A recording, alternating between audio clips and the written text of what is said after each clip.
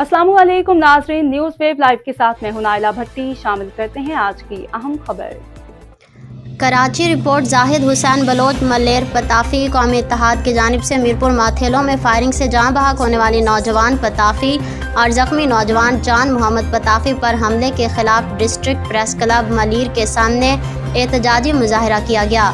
इस मौके पर पताफी कौमी इत्तेहाद के रहनुमाओं वाजिद पताफी, जाहिद हुसैन बलोच, कदीर पताफी, नूर हसन पताफी और दीगर ने कहा कि ज़िला गोटकी के शहर मीरपुर माथेलों में मुसल्लह अफराद ने फायरिंग करके नौजवान वकील पताफी और जान मोहम्मद पताफी को ज़ख्मी कर दिया, जिसके बाद ज़ख्मियों को मीरपुर माथेलो अस्पताल ले जाया गया, जहां वकील पताफी ज़ख्मों की ताब न लाते हुए दम तोड़ गया, जबकि नौजवान जान मोहम्मद पताफी उस वक्त तशवीशनाक हालत में अस्पताल में ज़ेरे इलाज है। उन्होंने कहा कि मीरपुर माथेलो पुलिस ने भारी रिश्वत लेकर हमलावरों के साथ मिलकर ज़ख्मी नौजवान पर मुकदमा दर्ज किया है, जिसकी हम पुरजोर मजम्मत करते हैं। उन्होंने मुतालबा किया कि जाँ बहक वकील पताफी और ज़ख्मी जान मोहम्मद पताफी पर हमला करने वालों को फिलफौर गिरफ्तार किया जाए और जान मोहम्मद पताफी के खिलाफ दर्ज झूठा मुकदमा भी ख़त्म किया जाए।